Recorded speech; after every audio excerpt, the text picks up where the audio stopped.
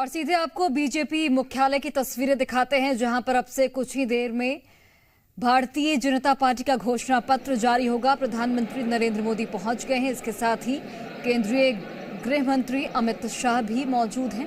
तस्वीरें आप तक पहुंचा रहे हैं। आज बाबा साहेब अम्बेडकर की जयंती भी है। रक्षा मंत्री राजनाथ सिंह को भी आप देख रहे होंगे। इसके साथ ही बीजेपी के राष्ट्रीय अध्यक्ष जेपी नड्डा भी मौजूद हैं। दिल्ली के भाजपा एनडीए के लोकसभा के सभी उम्मीदवार उपस्थित हैं।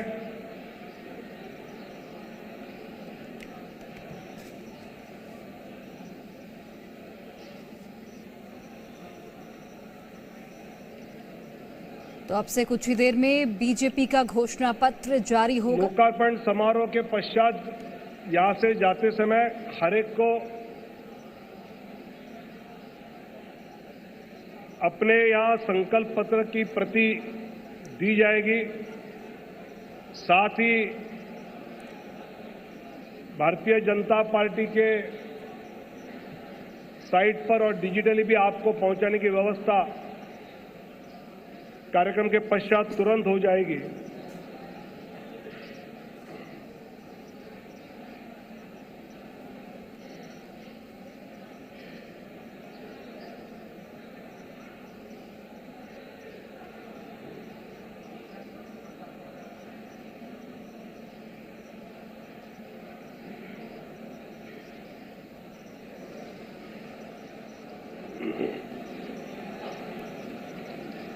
तो ये तस्वीरें आप देख रहे हैं बीजेपी मुख्यालय की, जहां पर प्रधानमंत्री नरेंद्र मोदी के साथ केंद्रीय गृह मंत्री अमित शाह, रक्षा मंत्री राजनाथ सिंह और राष्ट्रीय अध्यक्ष भारतीय जनता पार्टी के जेपी नड्डा। आदरणीय प्रधानमंत्री जी का आगमन कार्यालय में हुआ है। अभी तुरंत ही वो इस सभागार में आएंगे।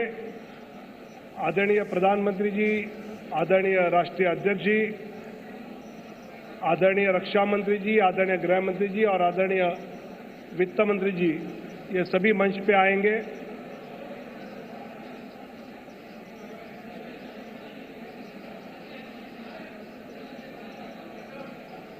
और अभी हम जिस क्षण की प्रतीक्षा कर रहे थे, ऐसे भारतीय जनता पार्टी का संकल्प पत्र का लोकार्पण कुछ ही क्षणों में यहां पर होगा।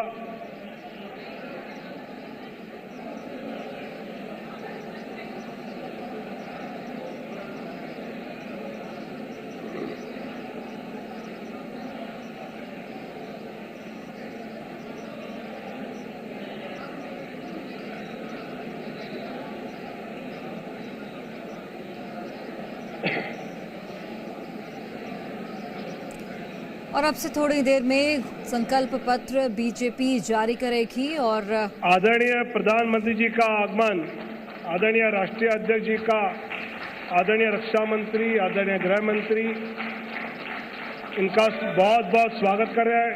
आदरणीय निर्मला जी, सभी मान्यवर डॉक्टर बाबा साहब आम्बेडकर जी, सभी मान्यवर डॉक्टर बाबा साहब आम्बेडकर जी की प्रतिमा को पुष्पांजलि अर्पित करेंगे।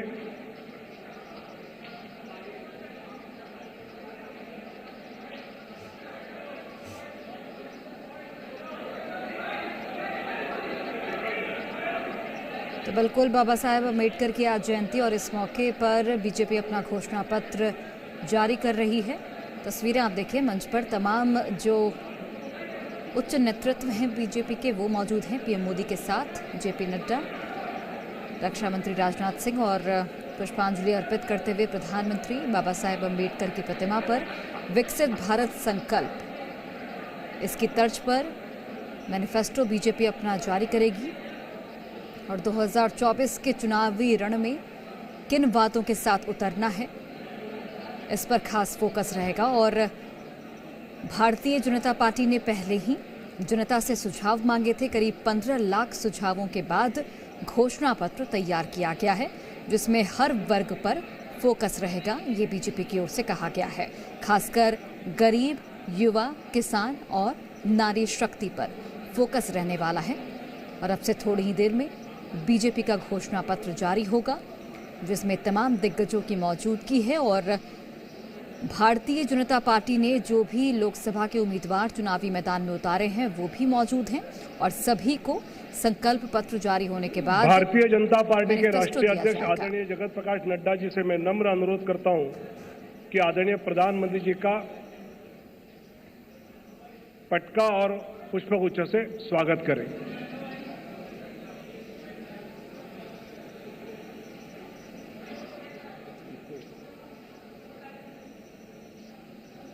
तो 2047 में किस तरीके से भारत को विकसित भारत बनाया जाए, इसी एजेंडे के साथ ये घोषणा पत्र बीजेपी का जारी होगा आपसे थोड़ी ही देर में। और ये देखिए जेपी नड्डा प्रधानमंत्री नरेंद्र मोदी को स्वागत करते हुए उनका गुलदस्ता भेंट कर स्वागत। मैं आदरणीय राष्ट्रीय अध्यक्ष से नम्र अनुरोध करता हूं कि वो अपना संबोधन दें।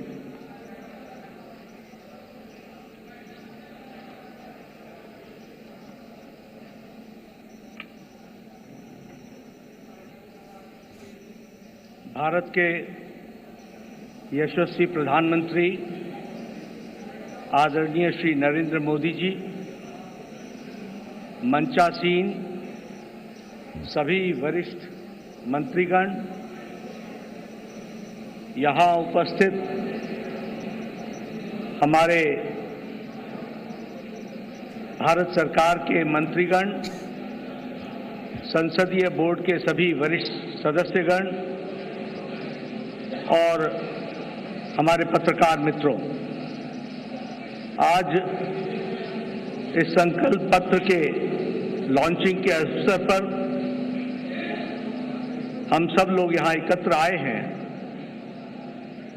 और इस कार्यक्रम में हम सबको आदरणीय प्रधानमंत्री जी का संबोधन सुनने को मिलेगा और संकल्प पत्र अगले 2024 से हम किस प्रकार से देश की सेवा प्रधानमंत्री मोदी जी के नेतृत्व में करेंगे, इसके बारे में हम सब लोगों को जानकारी मिलेगी। आज इस अवसर पर सबसे पहले तो मैं आदरणीय प्रधानमंत्री जी का आज के कार्यक्रम में आने के लिए हार्दिक अभिनंदन करता हूं और स्वागत करता हूं। प्रधानमंत्री जी जब भी पार्टी की कोई भी गतिविधि होती है, उस गतिविधि के साथ वो अपने आप को जोड़ते हैं और जैसा मैंने पहले भी कहा है कि तमाम प्रधान प्रशासक होने के नाते जिम्मेवारियों को निभाते हुए पार्टी उनकी हमेशा पहली प्रायोरिटी रही है और पार्टी को वो हमेशा जब भी हमने समय मांगा तो उनका मिला है। आज वो फिर इस चुनावी कार्यक्रम में और अन्य व्यस्तताओं के बीच में आप हम सब के बीच में हैं। आपका पुनः अभिनंदन और स्वागत है। आज भारत रत्न डॉक्टर भीमराव अंबेडकर जी की जन्म जयंती है। हम सब की ओर से उनको श्रद्धांजलि पूर्वक नमन। और हम सब जानते हैं कि डॉक्टर अंबेडकर जी ने अपना सारा जीवन सामाजिक न्याय के लिए पूरी ताकत के साथ सामाजिक न्याय की लड़ाई उन्होंने जीवन भर लड़ी। ऐसे डॉक्टर भीमराव अंबेडकर जी के रास्ते पर चलते हुए भारतीय जनसंघ से लेकर भारतीय जनता पार्टी हमेशा इस विचार को और सामाजिक न्याय की लड़ाई सत्ता में रहे तो भी और सत्ता में न रहे तो भी हमेशा इस सामाजिक न्याय की लड़ाई को हम सब लोगों ने लड़ा है। हम जानते हैं कि आज संकल्प पत्र को लोकार्पण होगा, लॉन्चिंग होगी, लेकिन हम सबको यह भी ध्यान में रखना चाहिए कि भारतीय जनता पार्टी और शुरू में जनसंघ काल से लेकर यह वैचारिक अधिष्ठान आइडियोलॉजिकल बेस्ड पार्टी होने के नाते एक विचारों को लगातार आगे बढ़ाते हुए उस वैचारिक अधिष्ठान की यात्रा में हम सब लोग सम्मिलित हैं और हर बार जब चुनाव आता है तो उसी वैचारिक यात्रा को आगे बढ़ाने का क्रम हम सब लोगों ने किया है और उसको आगे बढ़ाया है। जिस बात को 1952 में श्यामा प्रसाद मुखर्जी जी ने कही, जिसे आगे पंडित दीनदयाल उपाध्याय जी ने आगे बढ़ाया, उस विचारधारा से हम कभी डिगे नहीं, हम उसको समर्पित रहे और उसको आगे बढ़ाने में हम सब लोगों ने भरसक प्रयास किया है। और हम कह सकते हैं कि मैनिफेस्टो या संकल्प पत्र यह उस विचारधारा, उस वैचारिक अधिष्ठान का अनफोल्डमेंट है। उसी को आगे किस तरीके से बढ़ाया जाए, उस यात्रा को आगे बढ़ाने का काम हम सब लोगों ने किया है। हम सब जानते हैं, एक समय में हमने एकात्म मानववाद की बात कही, उसी को आगे हम लोगों ने, जब हम सरकार में आए तो अंत्योदय के रूप में हम लोगों ने उसको स्थापित किया और प्रधानमंत्री मोदी जी ने उसको सरल भाषा में सबको समावेश करते हुए और सबकी भाषा में उसको सबका साथ, सबका विकास, सबका विश्वास, सबका प्रयास से जोड़ते हुए नीतियों को आगे बढ़ाने का काम किया।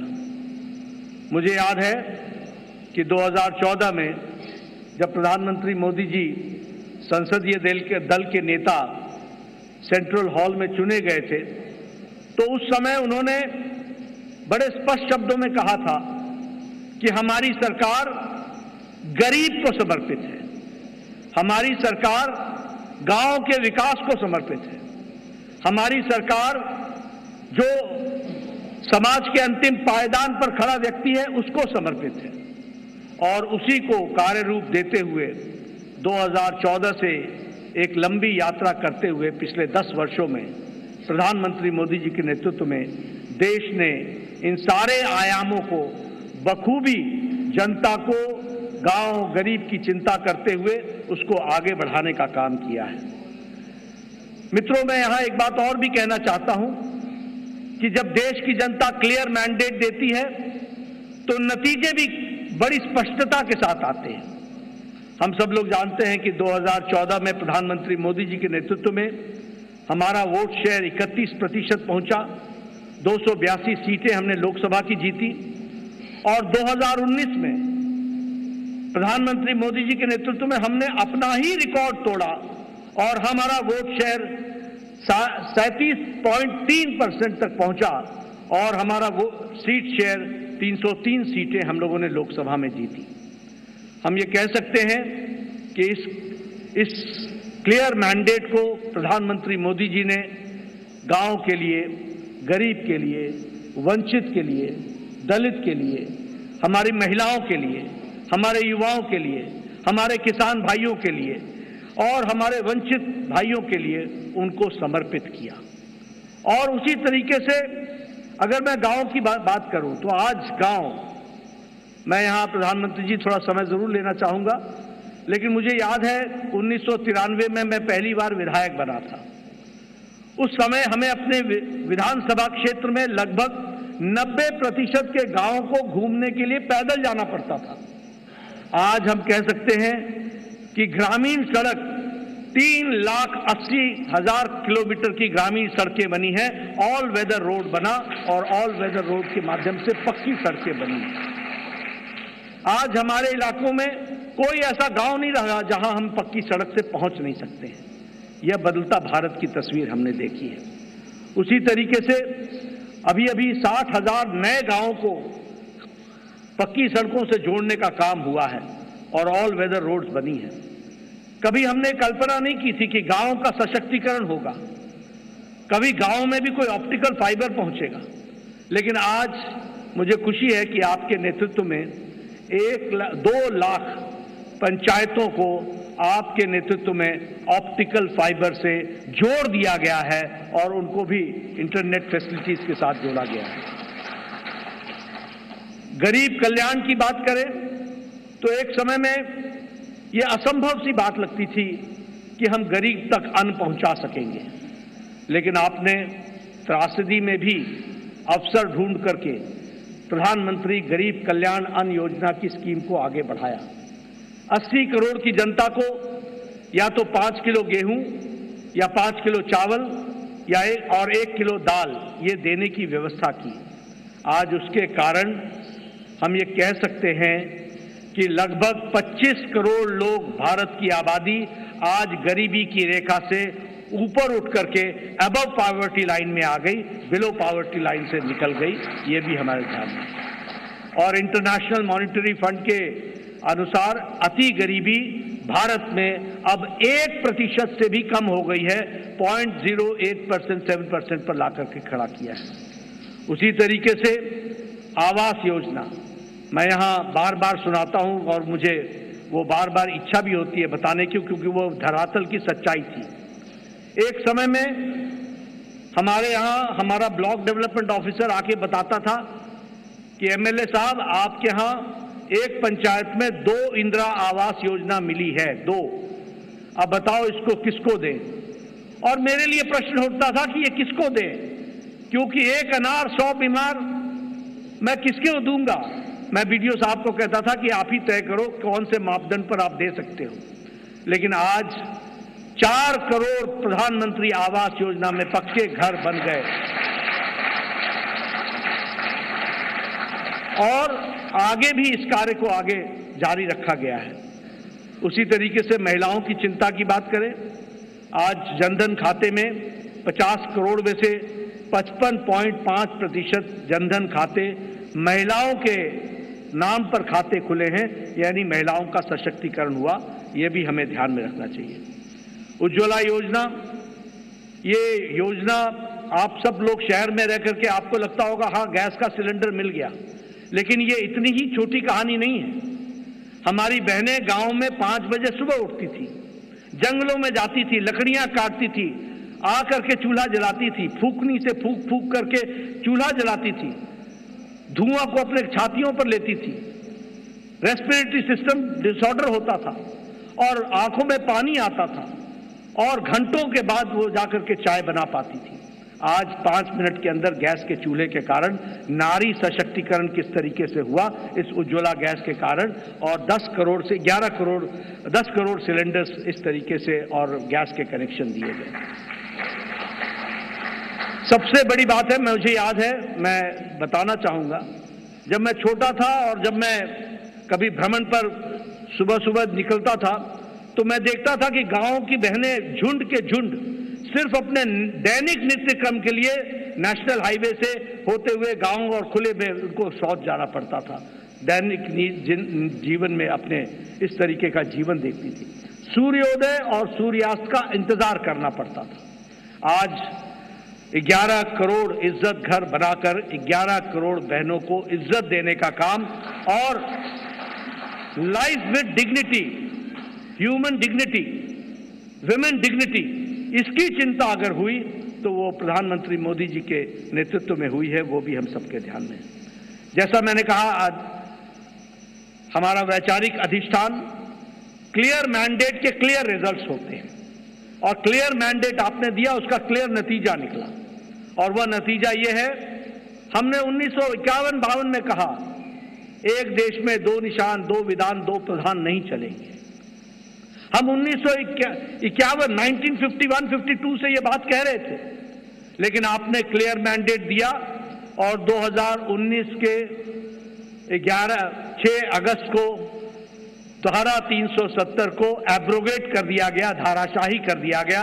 प्रधानमंत्री मोदी जी की इच्छा शक्ति ने उस कार्य को पूरा किया। मुझे याद है कि पालमपुर का प्रस्ताव पारित हुआ था कि हम राम मंदिर बनाने के रास्ते को प्रशस्त करेंगे। ये पालमपुर का रेजोल्यूशन था और पालमपुर के रेजोल्यूशन से लंबी यात्रा हमने की और हमने वो भी दिन देखे जब कांग्रेस के वकील खड़े होकर के न्यायिक प्रक्रिया को रोकने का प्रयास करते थे और ये कहते थे कि इससे भारतीय जनता पार्टी को फायदा होगा। उनको देश की चिंता नहीं थी, उनको रामलला की चिंता नहीं थी, उनको भारत की संस्कृति और गौरव की चिंता नहीं थी। वो वोट बैंक की राजनीति करने वाले लोग उसमें अड़ंगे लगाते रहे, अटकाते रहे, लटकाते रहे, भटकाते रहे। लेकिन प्रधानमंत्री मोदी जी के नेतृत्व में वह रास्ता प्रशस्त हुआ और भव्य राम मंदिर 22 जनवरी को आपके कर कमलों के द्वारा वह आज रामलला वहां विराजमान है और उनका प्राण प्रतिष्ठा आपके 10 दिन के अथक कार्यक्रम और अनुष्ठान के बाद आपके कर कमलों द्वारा हुआ, वो भी हम लोगों ने देखा है। ट्रिपल तलाक, 3 तलाक, कोई सोचता नहीं था कि इस विषय को टच करेंगे, कोई इस विषय पर चर्चा भी करेंगे। सुप्रीम कोर्ट से लेकर के समाज के सभी वर्ग मानते थे कि 3 तलाक आज मानवता के लिए एक तरीके से त्रासदी है, इसको समाप्त होना चाहिए।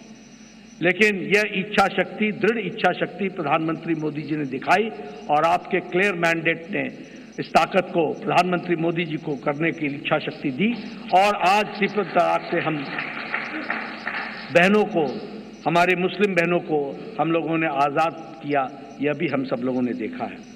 उसी तरीके से 30 साल से राजनीतिक कारणों से नारी शक्ति वंदन और महिलाओं का रिजर्वेशन पर राजनीति होती रही फॉर 30 इयर्स, 30 साल कोई कुछ नहीं हुआ। लेकिन प्रधानमंत्री मोदी जी की फिर से इच्छा शक्ति और आप सबका सहयोग, 30 साल से जो कार्य नहीं हुआ वो 3 दिन के अंदर प्रधानमंत्री मोदी जी ने नारी शक्ति वंदन विधेयक को पारित करके, और अगली बार लोकसभा में 2029 में हम 33% सांसद हमारी महिलाएं बहनें होंगी, यह भी हम देखने वाले हैं। इस तरीके से मैं मजबूत नेतृत्व का एक प्रमाण और एक विषय जरूर आपसे चर्चा करना चाहूंगा। ये कोविड जब आया तो शायद ये शताब्दी का सबसे बड़ा पेंडेमिक था। दुनिया नहीं जानती थी कि इस पेंडेमिक से कैसे लड़ा जाएगा। दुनिया के नेतृत्व भी नहीं जानता था कि इस पेंडेमिक से कैसे लड़ा जाएगा। आपको पता है बड़े बड़े विकसित देश अपने निर्णय प्रक्रिया में वह भी डमाडोल हो गए, वह भी लड़खड़ा गए, वह भी नहीं तय कर पाए कि मानवता जरूरी है या अर्थशास्त्र जरूरी है, आर्थिक विषय जरूरी है या मानवता जरूरी है, ह्यूमैनिटी जरूरी है या इकोनॉमी जरूरी है। और बहुत से देश, विकसित देश, लॉकडाउन लगाएं कि नहीं लगाएं, लगाएं कि नहीं लगाएं, इस बीच में वो पेंडुलम की तरह डोलते रहे। लेकिन प्रधानमंत्री मोदी जी का नेतृत्व, मजबूत इरादे, दूरदृष्टि, इस बात को ध्यान में रख करके उन प्रधानमंत्री जी ने कहा जान है तो जहान है, और लॉकडाउन लगाया।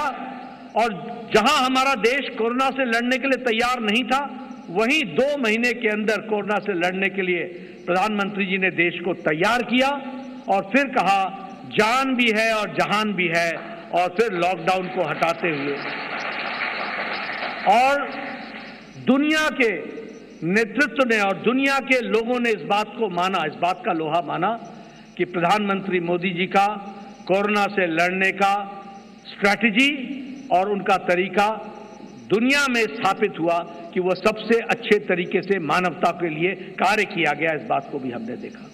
मैं बार बार इस बात का जिक्र करता हूं, हम तो हमेशा रिसीविंग एंड पे रहते थे। इस देश में ट्यूबरक्लोसिस की दवा 25 साल बाद आई, कोई दवा 28 साल बाद आई, टेटनस की दवा 30 साल बाद आई, जापानीज इंसेफ्लाइटिस की दवा यहां 100 साल बाद आई। लेकिन कोरोना, प्रधानमंत्री जी ने 20 अप्रैल 2020 को टास्क फोर्स बैठाया और 9 महीने के अंदर 2 वैक्सीन दी और 220 करोड़ डोज दे करके देश के लोगों को बचाने का भी काम किया, और देश के साथ साथ दुनिया को भी वैक्सीन मैत्री में 100 देशों को भी हमने वैक्सीन पहुंचाई, यह भी हम लोगों ने देखा। और डबल डोज के बाद बूस्टर भी लगा, यह भी हमने देखा। मैं यहां यह भी बता देना चाहता हूं कि यह सबसे तीव्र गति से चलने वाला वैक्सीनेशन प्रोग्राम था। 220 करोड़ की जनता को डबल डोज लगाना, यह सबसे तीव्र गति और डिजिटली इसको सपोर्टेड प्रोग्राम रहा, यह भी हमने देखा।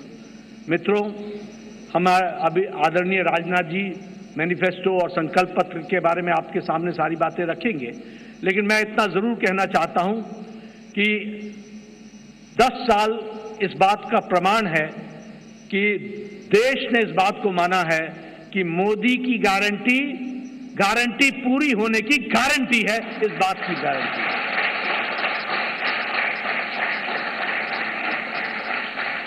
और यहां मैं स्वास्थ्य से जरूर जुड़ा हुआ विषय जरूर कहूंगा। मैं जब स्वास्थ्य मंत्री प्रधानमंत्री मोदी जी ने बनाया 2014 में, और जब मैं वर्ल्ड हेल्थ असेंबली में गया तो वहां हमारे बारे में ऐसा सोचा जाता था कि ये one of the following countries हैं, ये फॉलो करने वाले देश हैं। और उस समय बात चल रही थी यूनिवर्सल हेल्थ कवरेज की, यूएचसी की बातचीत चल रही थी। हमने भी नहीं सोचा था कि हम यूएचसी में कभी कुछ कर सकेंगे, लेकिन मोदी जी ने आयुष्मान भारत, ये सबसे बड़ा हेल्थ कवरेज प्रोग्राम, 50 करोड़ लोग, 50 से 55 करोड़ लोगों को 5 लाख रुपए का हेल्थ कवर गंभीर बीमारियों से लड़ने का, और आज वो सबसे बड़ा हेल्थ कवर प्रोग्राम बन गया दुनिया का, वह भी हमने देखा। और उसके अगली बार जब मैं वर्ल्ड हेल्थ असेंबली में गया तो सबने कहा please tell us something about Ayushman Bharat. तो ये एक हमने दुनिया के चित्र पर भी देखा कि कैसे भारत को आगे बढ़ाया गया है, बढ़ा है मोदी जी के नेतृत्व में। इसलिए मैं एक बात फिर कहूंगा कि आज जो संकल्प पत्र आदरणीय प्रधानमंत्री मोदी जी जिसके बारे में जिनका हमें संबोधन मिलेगा, वह एक लंबी छलांग भारत को, विकसित भारत को पूरा करने में अपना पूरा योगदान करेगा, यही मुझे पूरा विश्वास है। इन्हीं शब्दों के साथ मैं पुनः प्रधानमंत्री जी का और आप सबका धन्यवाद करता हूं कि आप सब लोग इस कार्यक्रम में शामिल हुए। धन्यवाद।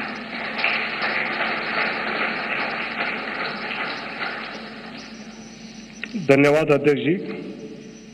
संकल्प पत्र की समिति के अध्यक्ष देश के रक्षा मंत्री आदरणीय राजनाथ सिंह जी को मैं आमंत्रित करता हूं।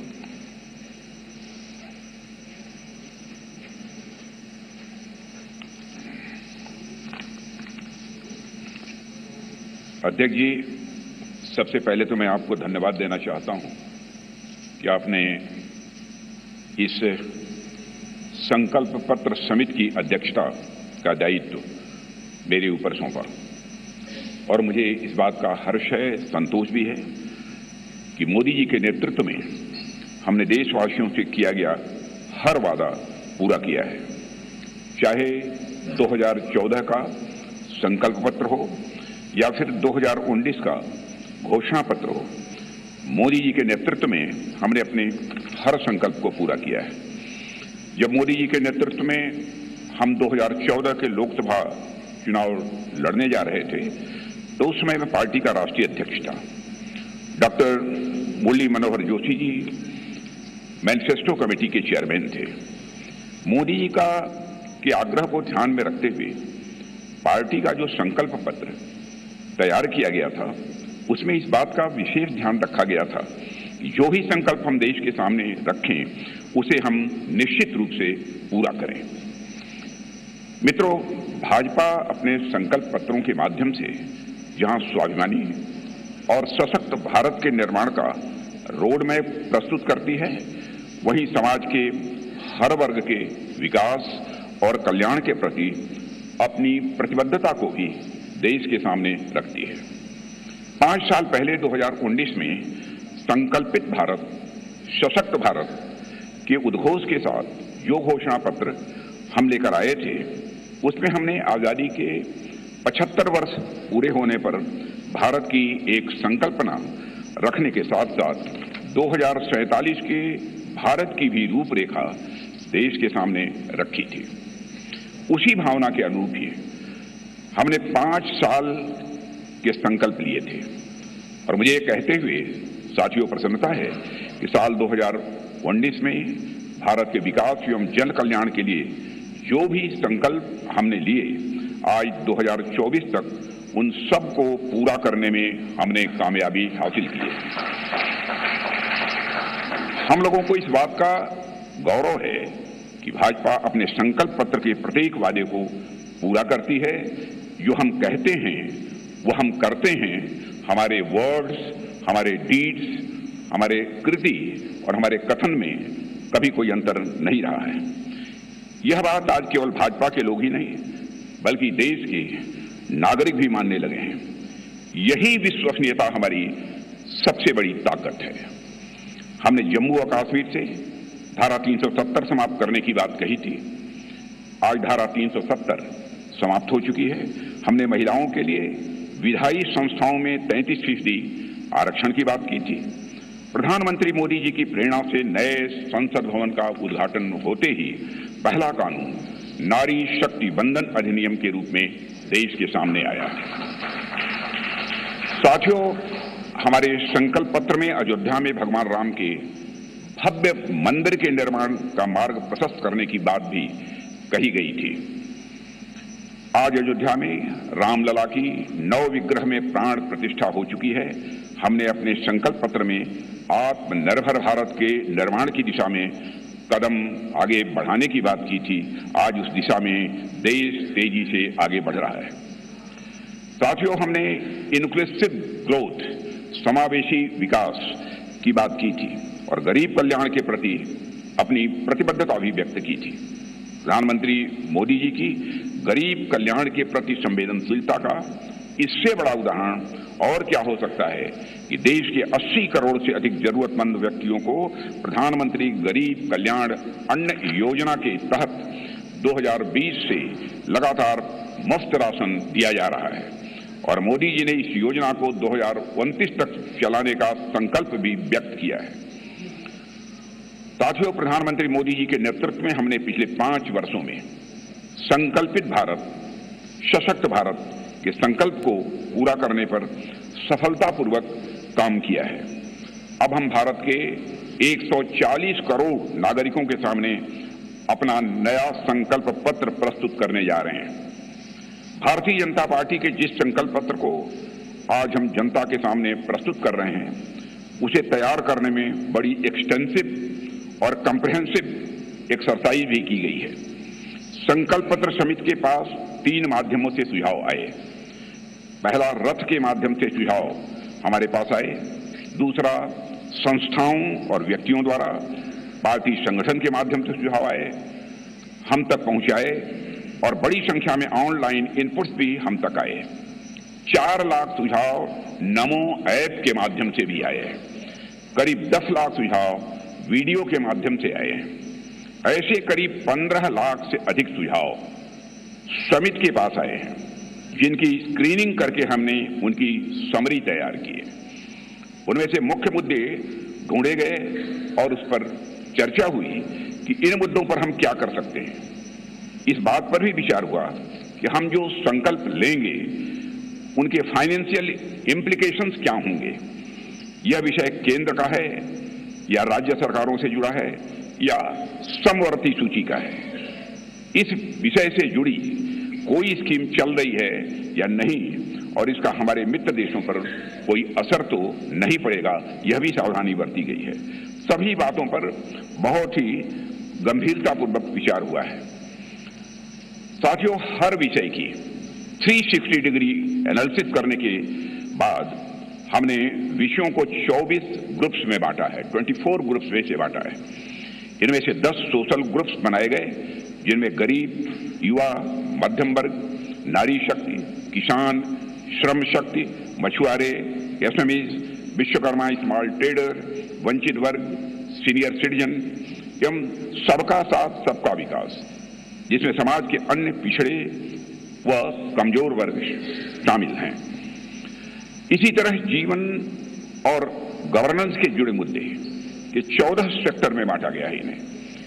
और इनमें पहला है विश्व बंधु, जिसमें भारत के अन्य देशों के साथ संबंध की बात की गई है। फिर है सुरक्षित भारत, जिसमें भारत की आंतरिक और बाह्य सुरक्षा का विषय है।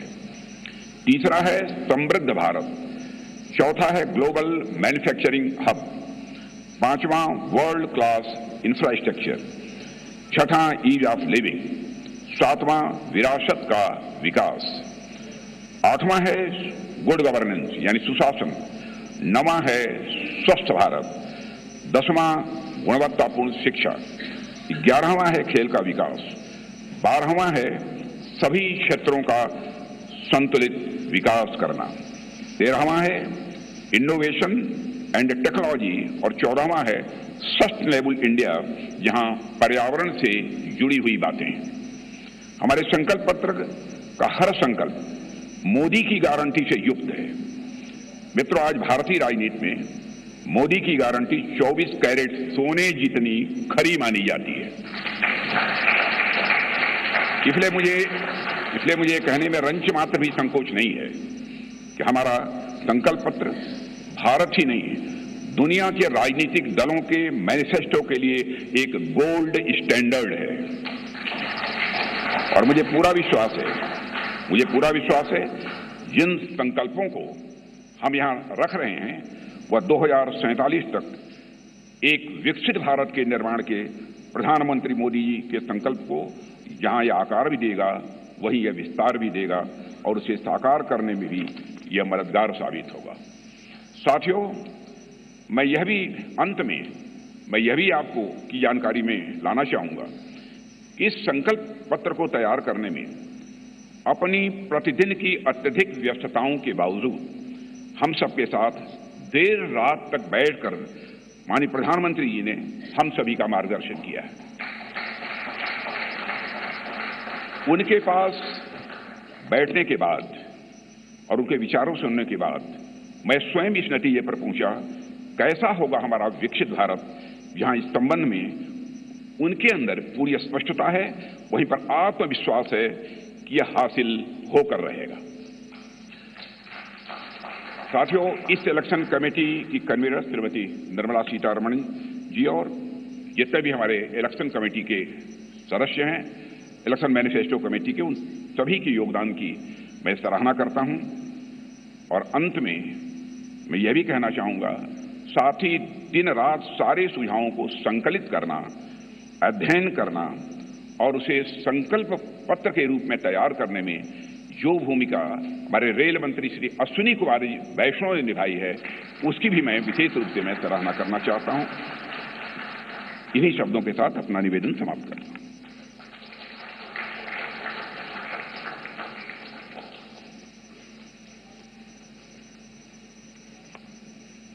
संकल्प पत्र लोकार्पण का आज का दिन विशेष हम सबके लिए है। आज 14 अप्रैल भारत रत्न पूजनीय डॉक्टर बाबा साहेब भीमराव अंबेडकर जी की जयंती है और इस शुभ दिवस पर मैं आदरणीय प्रधानमंत्री जी को, आदरणीय राष्ट्रीय अध्यक्ष जी को और अन्य सभी नेताओं को संकल्प पत्र का लोकार्पण करने का नम्र अनुरोध करता हूं।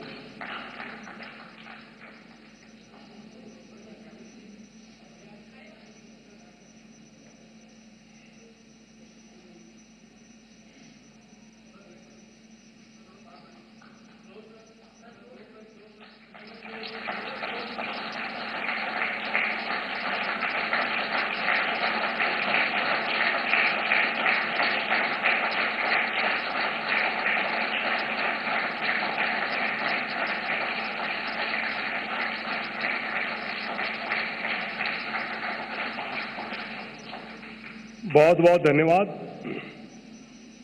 आदरणीय प्रधानमंत्री जी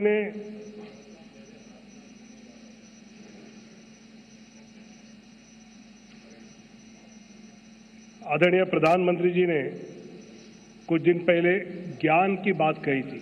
गरीब, युवा, अन्नदाता और नारी, तो ये संकल्प पत्र देश के इन सब प्रातिनिधिक रूप में उनको सुपुर्द करना है। मैं सबसे पहले दिल्ली के गांधीनगर में रहने वाले रघुवीर जी को मंच पर आमंत्रित करता हूं। ये अपने स्वयं के छोले कुलचे की रेडी लगाकर स्वयं रोजगार चलाते हैं और प्रधानमंत्री स्वनिधि से लोन लेकर इन्होंने ये शुरू किया। मैं आदरणीय प्रधानमंत्री जी से नम्र अनुरोध करता हूं कि उनको संकल्प पत्र सुपुर्द करें।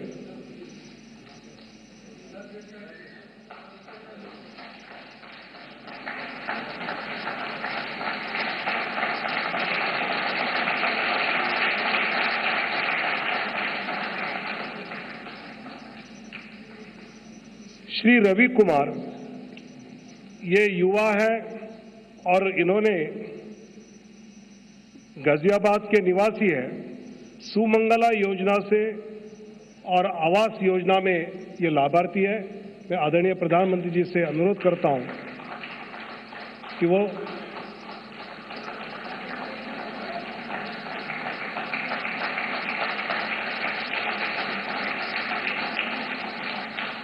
हमारे देश के किसान के प्रतिनिधि के नाते श्री रामबीर जी, जो झज्जर हरियाणा के निवासी हैं और जिनको पीएम किसान निधि, फसल बीमा योजना, पशुधन योजना, इस सब का लाभ हुआ है। मैं आदरणीय प्रधानमंत्री जी से अनुरोध करता हूं कि सभी किसानों के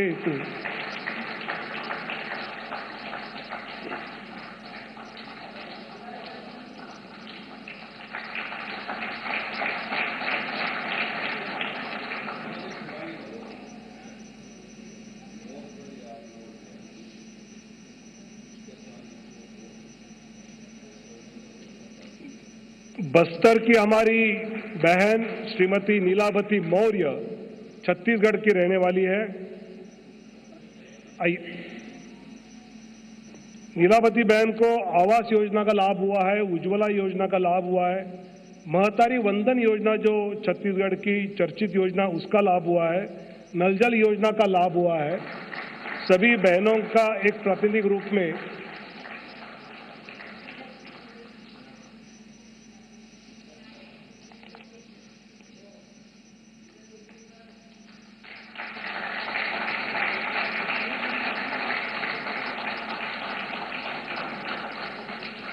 बहुत बहुत धन्यवाद। मैं आदरणीय प्रधानमंत्री जी से नम्र विनती करता हूं कि वो अपना संबोधन करें।